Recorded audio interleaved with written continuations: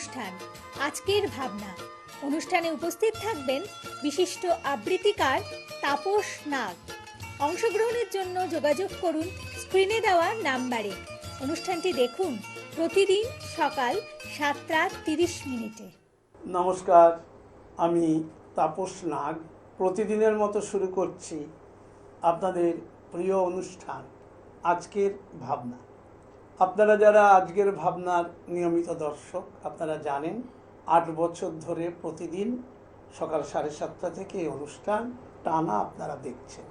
সুতরাং আমরা যেমন আমাদের দর্শক সংখ্যাও যেমন অনেক ভালো, তার পাশাপাশি আরেকটা বিষয় যে আমরা এই যে বাংলা টেলিভিশন চ্যানেলের জগতে একটা নতুন ধরনের উদ্যোগ, এটা বলতে পারেন, চ্যানেল ভিশন কর্তৃপক্ষের সহযোগিতায় এই অনুষ্ঠানটা আপনারা পেয়ে থাকেন। তো বিষয়টা হলো একই সঙ্গে এই অনুষ্ঠানে আপনারা বিভিন্ন দিন কখনো গান, কখনো কবিতা, সাহিত্য, আড্ডা, আলাপ, আলোচনা, নানাবিধ বিষয় থাকে। সুতরাং যারা নিয়মিত জানেন, আজকের ভাবনা সম্পর্কে অবহিত, তারা জানেন, কিন্তু অনেকে হয়তো রিমোট ঘোরাতে ঘোরাতে কখনো ঢোকেন, তারপরে তারা আস্তে আস্তে আজকের ভাবনার সঙ্গে যুক্ত হয়। আজকে আমাদের যে বিষয় সেটা হচ্ছে গান এবং কবিতার একটা মেলবন্ধন, এবং এই মেলবন্ধনের শিল্পীদের সঙ্গে আগে পরিচয় করিয়ে দিচ্ছি আমি, তারপরে কথায় আসছি। আমার বাঁদিকে রয়েছেন আবৃত্তি শিল্পী জয়তী চট্টোপাধ্যায়। জয়তী চট্টোপাধ্যায়ের পাশে দ্বিজেশ চট্টোপাধ্যায়। আর একেবারে বাঁদিকে আপনাদের আজকের ভাবনার সেই পরিচিত মুখ, শুধু আজকের ভাবনার নয়, বাংলা পশ্চিমবঙ্গের প্রতিটি অনুষ্ঠানে যাকে প্রায় নিয়মিত দেখা যায়, এই মুহূর্তে কিবোর্ডের অন্যতম স্তম্ভ, দেবব্রত মুখোপাধ্যায়। যাই হোক, আমরা অনুষ্ঠান শুরু করব। তার আগে একটু শিল্পীদের পরিচিতি না দিলে বোধহয় যথাযথ হয় না বিষয়টা। শিল্পী জয়তী চট্টোপাধ্যায় দীর্ঘদিন ধরেই আবৃত্তি শিল্পের সঙ্গে যুক্ত, পাশাপাশি উনি শিক্ষকতার সঙ্গেও যুক্ত। কাজেই বুঝতে পারছেন যে শিক্ষকতা করে একজন মহিলাকে তারপরে আবৃত্তি করা, সব কিছু করতে গিয়ে উনি সমস্ত সময়ে যে একেবারে বিশেষভাবে একবার ইঁদুর দৌড়ে নেমেছেন তা নয়। একটু প্রচার বিমুখ মানুষ, কিন্তু আবৃত্তির জগতে এবং তথ্য সংস্কৃতি দপ্তরেরও মোটামুটি প্রোগ্রাম অনুষ্ঠান করেন। আর তাছাড়াও বাংলার বিভিন্ন মঞ্চে ওনাকে প্রায়শই দেখা যায়।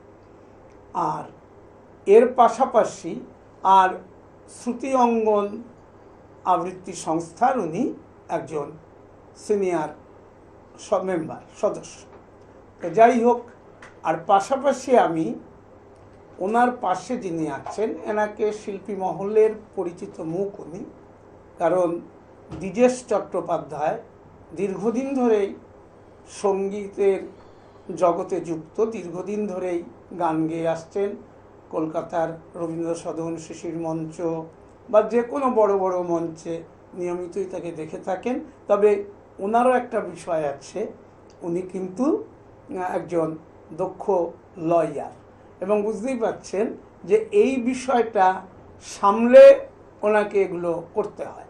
তো যাই হোক, এই সংস্কৃতি জীবনের পাশাপাশি এনাদের একটা বিশিষ্টতা রয়েছে। আর গান আবৃত্তির মেলবন্ধন যেমন এখানে হচ্ছে, তেমনি এনারা কিন্তু স্বামী স্ত্রী, সেখানে একটা মেলবন্ধন, অর্থাৎ অনুষ্ঠানটা সম্পূর্ণ একটা মেলবন্ধনের পর্যায়ে আছে। আমরা এবার চলে যাচ্ছি আজকের মূল অনুষ্ঠান। মরণ যেদিন দিনের শেষে আসবে তোমার দুয়ারে, সেদিন তুমি কি ধন দিবে ওহারে? ভরা আমার পরাণখানি সম্মুখে তার দিব আনি, শূন্য বিদায় করব না তো হারে। মরণ যেদিন আসবে আমার দুয়ারে, কত শরৎ বসন্ত রাত, কত সন্ধ্যা কত প্রভাত, জীবন পাত্রে কত যে রস বরসে, কতই ফলে কতই ফুলে হৃদয় আমার ভরি তুলে, দুঃখ সুখের আলো ছায়ার পরশে যা কিছু মোর সঞ্চিত ধন, এতদিনের সব আয়োজন চরম দিনে সাজিয়ে দিব হারে। মরণ যেদিন আসবে আমার দুয়ারে, মরণ যেদিন আসবে আমার দুয়ারে।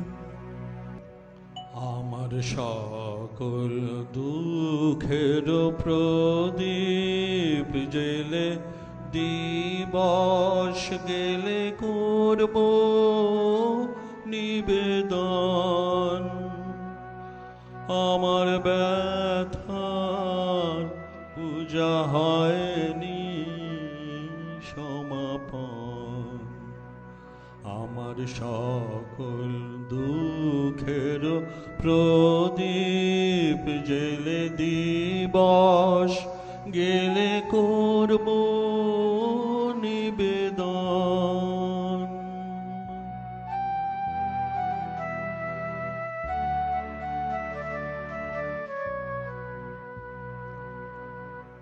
যখন বেলা শেষের ছায়ায় পাখিরা যায় আপন কুলায় মাঝে,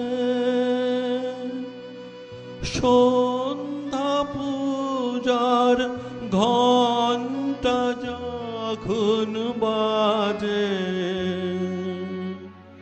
যখন বেলা শেষের ছায়ায় পাখিরা যায় আপন কুলায় মাঝে, সন্ধ্যা পূজার ঘণ্টা যখন বাজে,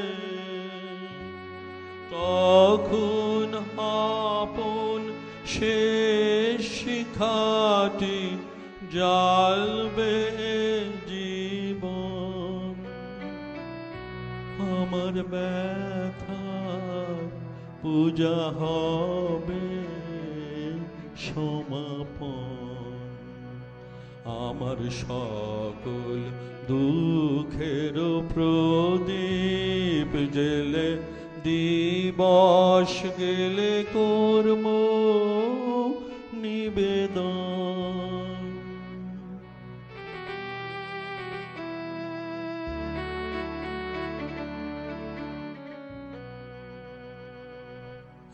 অনেক দিনের অনেক কথা ব্যাকুলতা বাঁধা বেদন ডোরে, মনের মাঝে উঠেছে আজ ভোরে। যখন পূজার হোমানলে উঠবে জ্বলে একে একে তারা, আকাশ পানে ছুটবে বাঁধন হারা। যখন পূজার হোমানলে উঠবে জ্বলে একে একে তারা, আকাশ পানে ছুটবে বাঁধন হারা। অস্ত রবির ছবির সাথে মিলবে আয়োজন। আমার ব্যথার পূজা হবে সমাপন। আমার সকল দুঃখের প্রদীপ জেলে দিবস গেলে করব নিবেদন। ব্যথার পূজা হয়নি সমাপন, আমার সকল দুঃখের প্রদীপ জেলে দিবস গেলে করব নিবেদন।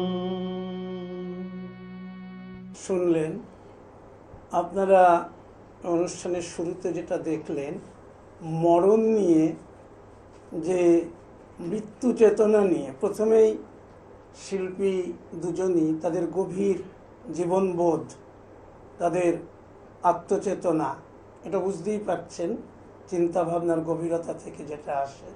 এবং রবীন্দ্রনাথ নিজেই বলতেন, জীবন মৃত্যু পায়ের ভৃত্য, চিত্ত ভাবনাহীন। সুতরাং এই সহজ সরল সত্যটা আমরা তো অনেক সময় বুঝতে পারি না, কিন্তু শিল্পীদ্বয়কে বলবো, একসাথে দুজনকে ধন্যবাদ যে জয়তী চট্টোপাধ্যায় চেষ্টা করেছেন এটাকে তুলে ধরার তার কবিতার মধ্য দিয়ে। পাশাপাশি আমরা দ্বিজেশবাবুকেও দেখলাম যে উনি কিন্তু তার সঙ্গে সঙ্গতি রেখেই যে গানটি নির্বাচন করেছেন সেটাও আমাদের অন্তর ছুঁয়ে গেল। মৃত্যু সত্য, এটা অস্বীকার করার তো কোনো জায়গা নেই, আমরা বেঁচে থাকাটাই আশ্চর্যের ব্যাপার। সুতরাং পৃথিবীতে কদিনের জন্য আমরা বেড়াতে এসেছি বলতে পারেন।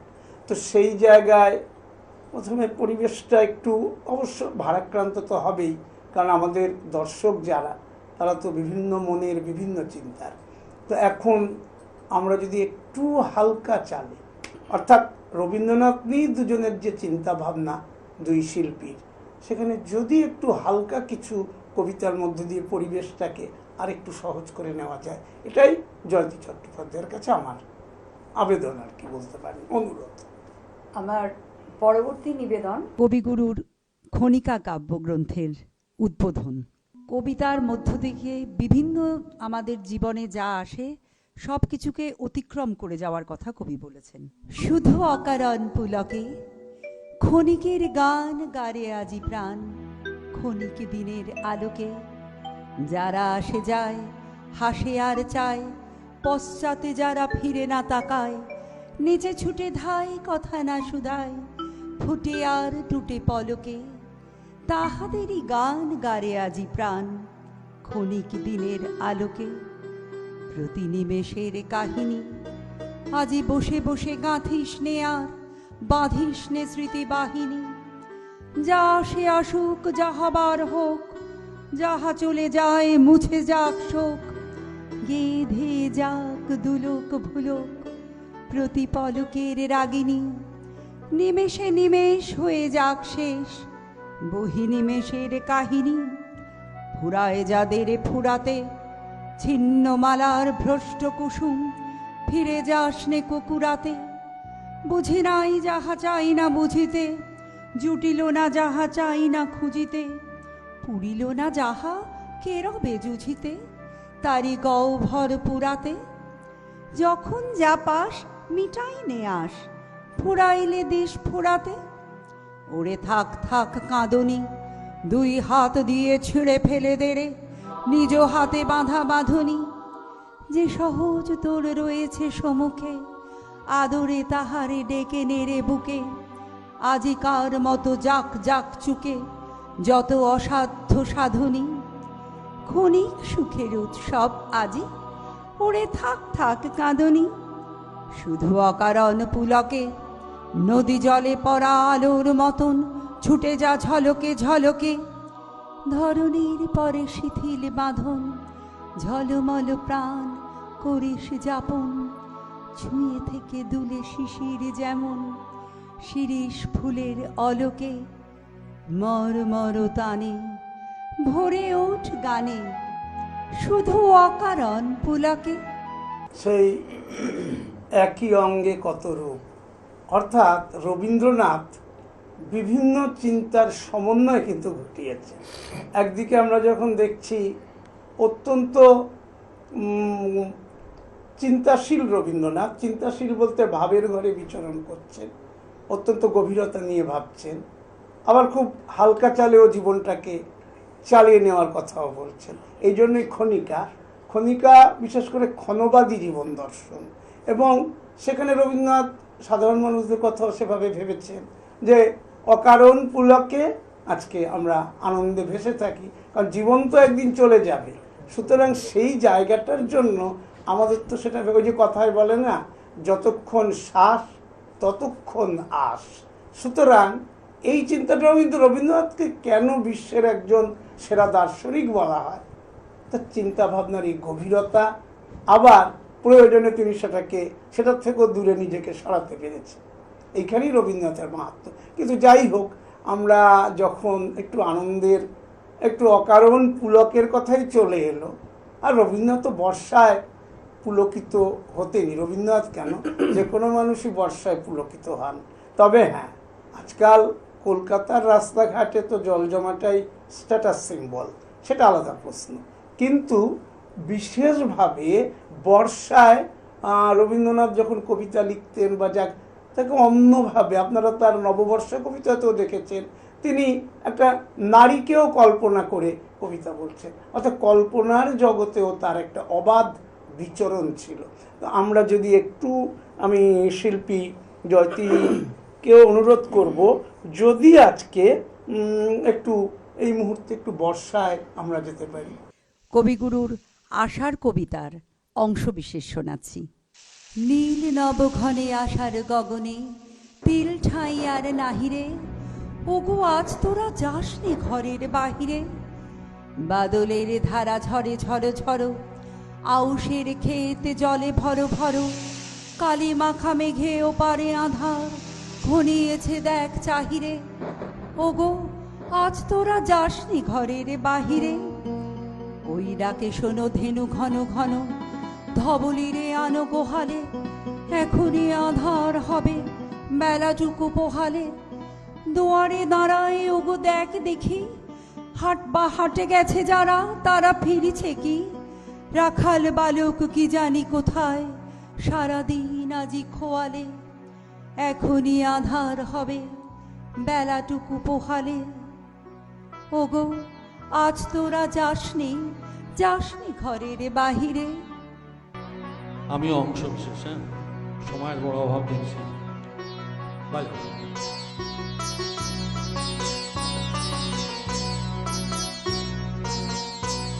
নীল অঞ্জন ঘন পুঞ্জ ছায়ায় সমৃত অম্বর, এ গম্ভীর এ গম্ভীর। নীল অঞ্জন ঘন পুঞ্জ ছায়ায় সমৃত অম্বর, এ গম্ভীর এ গম্ভীর।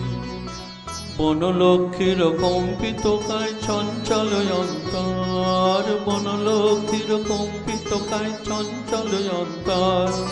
ঝঙ্কৃত তার ঝিল্লির মন্দির, ঝঙ্কৃত তার ঝিল্লির মন্দির, হে গম্ভীর হে গম্ভীর। নীল অঞ্জন ঘন পুঞ্জ ছায়ায় সমৃত অম্বর, হে গম্ভীর হে গম্ভীর।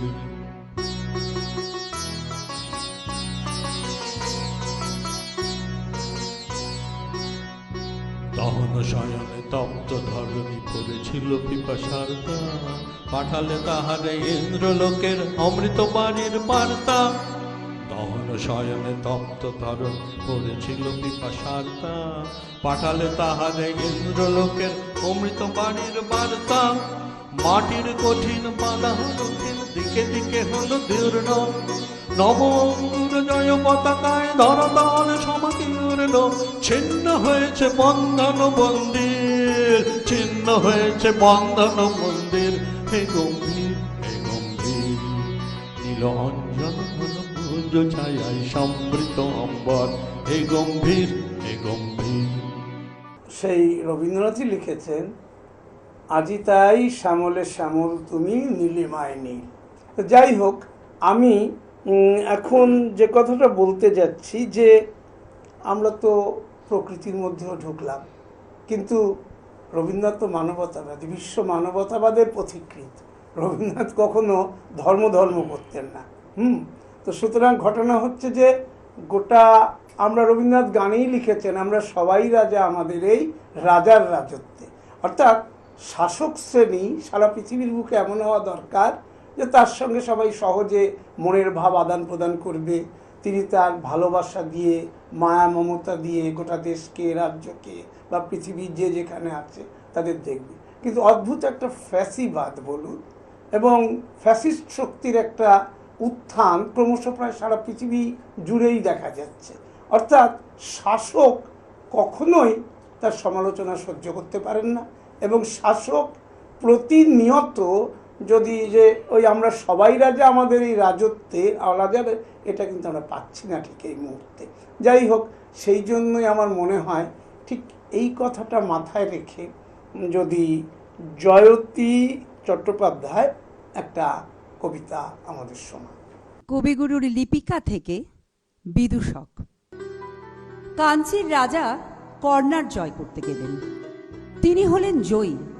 চন্দনে হাতির দাঁতে আর সোনা মানিকে হাতি বোঝাই হল। দেশে ফেরবার পথে বলেশ্বরীর মন্দির বলির রক্তে ভাসিয়ে দিয়ে রাজা পুজো দিলেন। পুজো দিয়ে চলে আসছেন, গায়ে রক্ত বস্ত্র, গলায় জবার মালা, কপালে রক্তচন্দনের তিলক, সঙ্গে কেবল মন্ত্রী আর বিদূষক। ফেরার পথে আমবাগানের ধারে দেখলেন ছেলেরা খেলা করছে। রাজা তার দুই সঙ্গীকে বললেন, দেখে আসি ওরা কি খেলছে। ছেলেরা দুই সারি পুতুল সাজিয়ে যুদ্ধ খেলছে। রাজা জিজ্ঞাসা করলেন, কার সঙ্গে কার যুদ্ধ? ছেলেরা বললে, কর্ণাটের সঙ্গে কাঞ্চীর। রাজা জিজ্ঞাসা করলেন, কার জিত কার হার? ছেলেরা বুক ফুলিয়ে বললে, কর্ণাটের জিত, কাঞ্চীর হার। মন্ত্রীর মুখ গম্ভীর হল, রাজার চক্ষু রক্তবর্ণ। বিদূষক হো হো করে হেসে উঠল। রাজা যখন তার সৈন্য নিয়ে ফিরে এলেন, ছেলেরা তখনও খেলা করছে। রাজা আদেশ করলেন, এক একটা ছেলেকে গাছের সঙ্গে বাঁধো আর লাগাও বেত। গ্রাম থেকে তাদের মা বাপ ছুটে এলো। তারা বললে, ওরা অবুঝ, ওরা খেলা করছিল, ওদের ছেড়ে দাও। রাজা সেনাপতিকে ডেকে বললেন, এই গ্রামকে শিক্ষা দেবে, কাঞ্চীর রাজাকে কোনো দিনও যেন ভুলতে না পারে। এ কথা বলে তিনি শিবিরে ফিরে গেলেন। সন্ধ্যাবেলায় সেনাপতি রাজার সম্মুখে এসে দাঁড়াল। প্রণাম করে বললে, মহারাজ, শ্রীগাল কুকুর ছাড়া এই গ্রামে আর কারো মুখে শব্দ শুনতে পাবেন না। মন্ত্রী বললে, মহারাজের মান রক্ষা হলো। পুরোহিত বললে, বিশ্বেশ্বরী মহারাজের সহায়। বিদূষক বললে, মহারাজ, এবার আমাকে বিদায় দিন। রাজা বললেন, কেন? বিদূষক বললে, আমি মারতেও পারিনি, কাটতেও পারিনি। বিধাতার প্রসাদে আমি কেবল হাসতে পারি। মহারাজের সভায় থাকলে আমি হাসতে ভুলে যাব। কবিতাটা শুনে মনে হলো যে আমি তো শিল্পীকে পরপর যেন বলতে বলছি যে এই ধরনের একটা কবিতায় আসুন। তা শিল্পী আবার যেন বলে না বসেন যে তাপস নাগের এই সভায় থাকলে আমিও হাসতে ভুলে যাব। কাজে আবার শিল্পী তার নিজস্ব চিন্তা একটা কবিতা শোনালেই আমার মনে হয় আমি অন্তত এই দুর্নামের ভাগিদার হব না। কবিগুরুর মূল্য প্রাপ্তি, কথা কাব্যগ্রন্থ থেকে নেওয়া। অঘ্রাণে শীতের রাতে, নিষ্ঠুর শিশিরাঘাতে, পদ্মগুলি গিয়াছে মরিয়া। সুদাস মালির ঘরে, কাননের সরোবরে, একটি ফুটেছে কি করিয়া। তুলি লয়ে বেচিবারে, গেল সে রাজার দ্বারে, মাগিল রাজার দর্শন। হেন কালে হেরি ফুল, পথিক কহিল একজন, অকালের পুষ্প তব, আমি এটি কিনে লব, কত মূল্য লইবে ইহার। বুদ্ধ ভগবান আজ এসেছেন পুরো মাঝ, তাঁরই পায়ে দিব উপহার। এক মাসা স্বর্ণ, কহিল মালি। পথিক চাহিল তাহা দিতে। হেনকালে সমারোহে, বহু পূজা অর্ঘ্য বহে, নৃপতি বাহিরে আচম্বিতে। রাজেন্দ্র প্রসেনজিৎ উচ্চারী মঙ্গল গীত চলেছেন বুদ্ধ দর্শনে। হেরি অকালের ফুল শুধালেন কত মূল, কিনে দিব প্রভুর চরণে। মালি কহে, হে রাজন, স্বর্ণমাশা দিয়ে পণ কিনেছেন এই মহাশয়। 10 মাসা দিব আমি, কহিলা ধরণী স্বামী। 20 মাসা দিব, পান্থ কয়। নোহে কহে দেহ দেহ, হার নাহি মানে কেহ, মূল্য বেড়ে ওঠে ক্রমাগত। মালি ভাবে, যার লাগে এ নহে বিবাদ করে, তাঁরে দিলে আরো পাবো কত। কহিলা সে করজোড়ে, দয়া করি ক্ষম মোরে, এ ফুল বেচিতে নাহি মন। এত কহি ছুটিলা সে, যেথা রয়েছেন বসে বুদ্ধদেব উজলি কানন। বসেছেন পদ্মাসনে প্রসন্ন প্রশান্ত মনে, নিরঞ্জন আনন্দ মূরতি, দৃষ্টি হতে শান্তি ঝরে, স্ফুরিছে অধর পরে করুণার সুধা হাস্যজ্যোতি। সুদাস রহিল চাহি, নয়নে নিমেষ নাহি, মুখে তার বাক্য নাহি সরে। সহসা ভূতলে পড়ি, পদ্মটি রাখিল ধরি, প্রভুর চরণ পদ্ম পরে। বরশিয়া অমৃত রাশি, বুদ্ধ কহিলেন হাসি, কহ বৎস কি তব প্রার্থনা। ব্যাকুল সুদাস কহে, প্রভু আর কিছু নহে, চরণের ধুলি এক কণা, চরণের ধুলি এক কণা।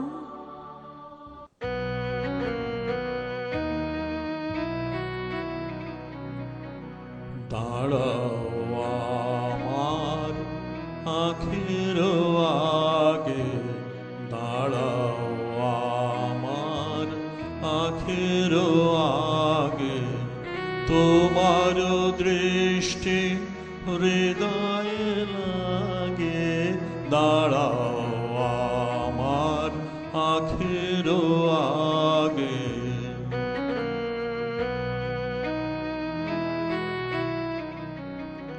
সমুখ আকাশে চরাচর লোকে, এই অপরূপ আকুল আলোকে। সমুখ আকাশে চরাচর লোকে, এই অপরূপ আকুল আলোকে। দাঁড়াও হে আমার পরাণ, পলকে পলকে, চোখে চোখে তব দর্শ মাগে। দাঁড়াও আমার আখের আগে, দাঁড়াও আমার আখের আগে।